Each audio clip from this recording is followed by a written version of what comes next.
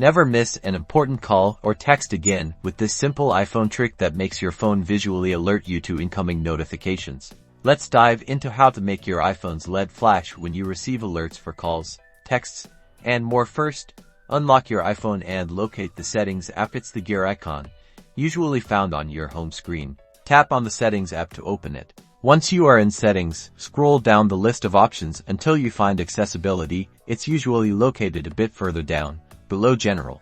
Tap on Accessibility to access its features. Within the Accessibility menu, you'll want to look for the Physical and Motor section. This is where hardware-related adjustments are made. Under the Physical and Motor section, find and tap on Audio Visual. This is where we control visual feedback. Now, you'll see a list of options. Scroll down slightly until you locate the toggle switch labeled LED Flash for alerts. It's usually towards the bottom of this screen.